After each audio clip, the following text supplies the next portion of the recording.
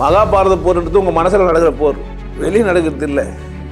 நீங்கள் நினச்சிக்கிறீங்களா இப்போ உங்களுக்குள்ள பெரிய போராட்டம் நடந்துக்குது இல்லை, நம்ம இப்படிக்கிறோமே அதை ஏற்றுக்கலாமா, அவனை குழப்பம் இருக்குதா இல்லையா, இல்லை குழப்பம் இல்லாமல் போய் சேர்ந்துருந்தாலும் சரி. இப்போ நான் பேசணும்னு ஒரு குழப்பம் ஏற்பட்டுற பார்த்தீங்களா, உள்ள போர் நடக்குது தான். அதான் மகாபாரத போர்னா வெளியே போய் அங்கேயும் நடந்ததெல்லாம் கிடையாது. குருஷேத்திர போர் எங்கே தான், புலன்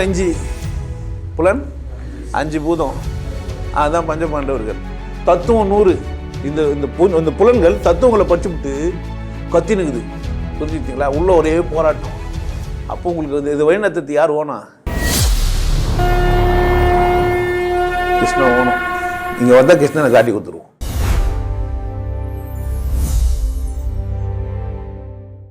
ஹாய் ஃப்ரெண்ட்ஸ், நான் செகண்ட் டைம் 40 days வந்திருக்கேன். லாஸ்ட் டைம் தான் நான் 40 days கம்ப்ளீட் பண்ணேன். செகண்ட் டைம் வரும்போது தான் எனக்கு வரும்போது ஐயாவை பற்றி முழு புரிதல் இல்லாமல் நான் வந்திருந்தேன். எனக்காக மட்டும் நான் வந்திருந்தேன். ஸோ இப்போ வந்து ஐயாவை பற்றி புரிஞ்சுக்கிட்டு இன்னும் நிறைய விஷயங்கள் அப்டேட்டடாக இருந்தது இந்த 40 daysல. அதெல்லாம் தெரிஞ்சுக்கணுன்றதுக்காக நான் வந்திருக்கேன். இந்த 40 daysல வந்து கிட்டத்தட்ட 40 daysன்றது இது ஒரு போகி பண்டிகை மாதிரி. பழைய விஷயங்களை தூக்கி எறிஞ்சிட்டு புது விஷயங்களை புத்தம்புது வாழ்க்கையை தொடர்றதுக்காக இந்த 40 days வந்து நம்மளை கிளென்சிங் பண்ணுற மாதிரி தான் ஒன்று. ஸோ இதில் வந்து 5 பயிற்சிகள் சொல்லித்தராங்க. உபதேச பயிற்சியோடு சேர்த்து எக்ஸசைஸ் சேர்த்து சொல்லித்தராங்க. இதெல்லாம் நீங்கள் பண்ணும்போது மென்டலி ஸ்ட்ரென்த் ஆவீங்க. வாழ்க்கை எப்படி வாழணும் அப்படின்ற ஒரு விஷயங்கள் வந்து நம்மளுக்கு தெரிஞ்சுக்கிறோம்.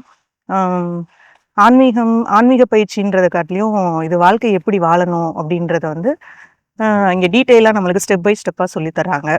நம்ம எப்படி சந்தோஷமாக வாழ்கிறது, நம்மளை சுற்றி இருக்கவங்க எப்படி, அவங்கள டிஸ்டர்ப் இல்லாமல் நம்ம எப்படி ஹாப்பியாக வாழ்கிறது, நம்மளுக்கு பிடிச்ச மாதிரி எப்படி வாழ்கிறது, மற்றவங்களோட கட்டுப்பாட்டுக்குள்ள நம்ம போகக்கூடாது, நம்ம யாரையும் கட்டுப்படுத்தவும் கூடாது, அதுவே வந்து காலத்தை மதிக்காமல் இருக்கிறது அப்படின்னு ஸ்டெப் பை ஸ்டெப்பாக நம்மளுக்கு சொல்லித்தராங்க. ஃபஸ்ட்டு கற்றல் டாபிக்ஸ் வந்து கற்றல், ஆனந்த வாழ்வு, நிமிர்ந்து நெல், காலம் முன் கையில், அப்புறம் ஊக்கமது கைவிடல், துணிவு, பார்த்து பழகு, இப்படி நிறைய டாபிக்ஸ் வந்து டீட்டெயிலாக ஒவ்வொரு டாபிக்ஸ்க்கும் 1 week எடுத்துகிட்டு டீட்டெயிலாக சொல்லித்தராங்க. எந்த மாதிரி பழகணும், பார்த்து பழகணும், நம்ம அவங்களோட கருத்துக்களை பார்க்கணுமே தவிர அந்த கருத்துக்களை முழுசாக உள்வாங்கணுன்ற அவசியம் கிடையாது. தேவையான கருத்துக்களை மட்டும் எடுத்துக்கிட்டு அவங்க பேசும்போது அவங்களோட நோக்கத்தை தான் கவனிக்கமே தவிர வார்த்தைகளுக்கு இம்பார்ட்டன்ஸ் கொடுத்தோன்னா நம்மளுக்கு டிஸ்டர்ப் ஆகிடும். பிரச்சனைகளை எப்படி ஹேண்டில் பண்ணணும், காலத்தை எப்படி பயன்படுத்தணும், அந்த காலத்தை மற்றவங்களுக்கு கொடுக்கும்போது காலத்தை மதித்து காலத்துக்கு பிறருக்கு கொடுக்கும்போது தேவையானதா, இது நம்மளுக்கு தேவையா, அது அவங்களுக்கு புரிதல் இருக்கா, உதவும் நோக்கத்தோடு கொடுக்கணும். நம்மளும் வாழணும், பிறரும் வாழ வைக்கணும், உதவும் நோக்கம் அதிகமாக இருக்கணும். நிமிர்ந்து நின்ற டாப்பிக்கில் வந்து கான்ஃபிடென்ஸ் ஜாஸ்தியாக நம்மளை கொண்டு வர்றாங்க. தனக்குள்ளே இருந்த பயத்தை நீக்கிட்டு சொசைட்டியில் எந்த மாதிரி நம்மளுக்கு சொல்லித்தராங்க. இப்போ கோயிலுக்கு போகிற விஷயமா இருக்கட்டும், இந்த விஷயங்கள்லாம் வந்து நம்ம ரொம்ப சீரியஸாக பண்ணிகிட்ருப்போம். இந்த விஷயங்கள்லாம் கோயிலில் எப்படி ரூல்ஸ் எல்லாம் ஃபாலோ பண்ணுறது இல்லை, அதெல்லாம் ஜாலியாக என்ஜாய் பண்ணோம்னா அது ஒரு பெரிய விஷயமா தெரியாது. குற்ற உணர்ச்சி இல்லாமல் வாழ்கிறது எப்படி அப்படின்ற விஷயம், கொண்டாட்டமாக வாழணும், தனக்கும் பிறருக்கும் உதவியாக வாழணும், காலத்தை மதிக்கணும், ரொம்ப சந்தோஷமாக வாழணுன்றதை பற்றி சொல்லித்தராங்க. வெளிப்படையாக பேசுகிற இடத்துல வெளிப்படையாக பேசணும். இவ்வளவும் சொல்லி தந்த குருவுக்கு நன்றி. இப்படி ஒரு வாய்ப்பு கிடைச்ச இறைவன் கடவுளுக்கு நன்றி. ஹாய், நான் தீபா. 1.5 வருஷம் ஆச்சு நான் உபதேசம் வாங்கி. நான் செகண்ட் 40 days வந்திருக்கேன். ஃபஸ்ட்டு 40 days வரும்போது ஐயாவை பற்றி எனக்கு எதுவும் தெரியாமல் நான் வந்துட்டேன். அதுவே ஒரு ஆணவம் தான்.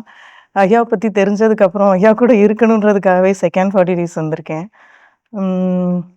நிறைய உபதேச பயிற்சிகள் ஒரு சில நாள் மிஸ் பண்ணாலும் அதையும் சேர்த்து வந்து அந்த வீக்குள்ளே கம்ப்ளீட் பண்ணணுன்றதுக்காக அந்த ஹோம்ஒர்க் வந்து பெண்டிங் ஆனால் திரும்ப கம்ப்ளீட் பண்ணுவோம் பாரு, அந்த மாதிரி எப்படியாவது ஐயா சொன்ன மாதிரி டெய்லி 1 day கம்ப்ளீட் பண்ணுற மாதிரி கம்ப்ளீட் பண்ணிடணும்னு எக்ஸ்ட்ராவே கம்ப்ளீட் பண்ணி வச்சிடுறது.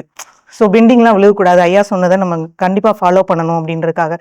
மேபி யாராவது இப்படி மிஸ் பண்ணியிருந்தீங்கன்னா சேர்த்து பண்ணி வச்சுருங்க. ஏன்னா அனுபவங்கள் அதுக்கேற்றாப்புல ஐயா நம்மளுக்கு கொடுத்துட்டே இருக்காரு. இந்த 40 நாளில் இருக்கிற பயிற்சிகள் வந்து கற்றல்ல இருந்து ஆரம்பிக்குது. கற்றல், ஆனந்த வாழ்வு, நிமிர்ந்து நெல், காலம் முன் கையில், ஊக்கமது கைவிடேல், துணிவு, காமம் இப்படின்னு ஸ்டெப் பை ஸ்டெப்பாக ஒவ்வொரு விஷயத்தையும் டாபிக் வைஸ் மார்னிங் ஃபுல்லாக கிளியராக சொல்லி கொடுத்துட்டு ஈவினிங் வந்து ரிவிஷன் மாதிரி சொல்கிறாரு. செப்பரேட்டடாக ஒவ்வொருத்தரையுமே ஒவ்வொருத்தரோட பெண்டிங் விஷயம் என்னென்ன கற்று வச்சுருக்காங்க, எதை விடாமல் வச்சுருக்காங்க, எப்படி கிளென்ஸ் பண்ணணும், அவங்களுக்கு ஏற்றாப்புல எப்படி புரிய வைக்கணும் அப்படின்றதெல்லாம் சரியான முறையில் சொல்லி கொடுக்குறாரு. உணவு முறையாக இருக்கட்டும், தங்க வச்சு கேர் பண்ணிக்கிறது, இது எல்லாமே வந்து குடும்பத்தோடு சேர்ந்து செய்கிறது வந்து ஆச்சரியமான ஒரு விஷயம்.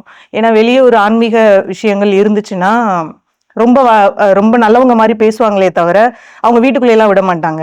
அவங்களோட மெடிடேஷன் சென்டர் வேறு இடத்துல இருக்கும். என்னதான் சொன்னாலும் நீங்கள் எல்லாம் ஒரு குடும்பம் அப்படின்னு சொன்னாலும் அவங்கள அந்த எல்லையோட வச்சுக்கிறணும் அப்படின்னு தனியாக பேசிப்பாங்க. ஐயாலாம் ஓப்பனாகவே தான் பேசுகிறாரு. இதுதான் இடம், இதுதான் என் விஷயம், இங்கே வந்து கற்றுக்கோங்க அப்படின்ற மாதிரி ஓப்பனப்பாக வெடிச்சே சொல்லிடுவார். மறைமுகம்லாம் அதெல்லாம் எதுவுமே கிடையாது. ஐயாவிட்ட மறைக்க வேண்டிய விஷயமும் எதுவுமே இல்லை. 40 நாள் பயிற்சின்றது ஒரு போகி பண்டிகை மாதிரி, பழையன கழிதலும் புதியன புகுதலும்ன்ற மாதிரி நம்மளை நல்லா கிளென்ஸ் பண்ணி அனுப்பிச்சிடுவார். என்னால் திரும்ப கண்டிப்பாக நான் ஐயாவுக்காக திரும்ப ஐயா கூட இருக்கிறதுக்காகவே நான் வந்துட்டே தான் இருப்பேன். ஓகே, நன்றி ஐயா.